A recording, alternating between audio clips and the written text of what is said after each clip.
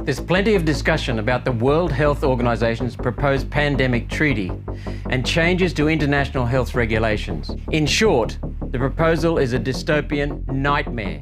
The World Health Organization, the WHO, is demanding the power to dictate Australian state and federal health policy, including ordering compulsory vaccination, lockdowns, closures of borders and businesses, and worst of all, detention of anyone not complying with the latest vaccine mandate and forced medical procedures. Under its arbitrary rules, WHO can order a company to stop making drugs.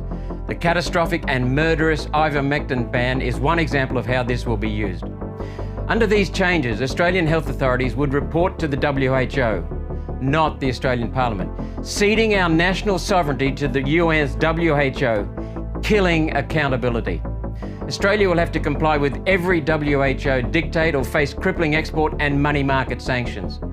The amendments even remove WHO's overarching principle of protecting the dignity, human rights and fundamental freedoms of persons, and replaces it with a meaningless equity statement.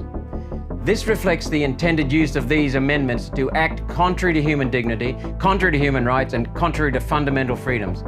This power grab is being fine-tuned now in meetings behind closed doors and will be voted on at the World Health Assembly in May 2024. If passed, both houses of the Australian Parliament will still need to ratify the changes.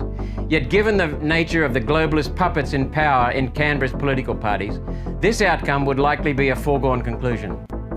Included in the current proposal are tens of billions of dollars to pay for pandemic preparedness in Africa, as well as giving WHO the ability to force medical companies to make drugs and devices and give them to African nations in a clear bribe to overcome Africa's reluctance to cede their authority to WHO. The Africans stopped the previous vote, so now the UN's trying to buy African votes.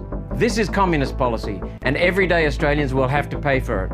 One Nation calls on the Albanese government to not sign away Australian sovereignty to unelected, unrepresentative foreign bureaucrats responsible for millions of deaths globally. My staff team and I led opposition in the Senate to the cash ban bill that Liberal Nationals and Labor had pushed through the House of Representatives. Uniting with grassroots members of the Labor and Liberal parties, we created so much political pressure that both these globalist parties were forced to drop the cash ban bill.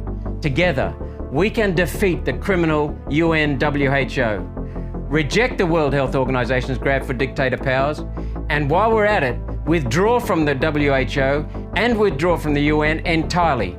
Oz exit. Authorised Malcolm Roberts, Brisbane.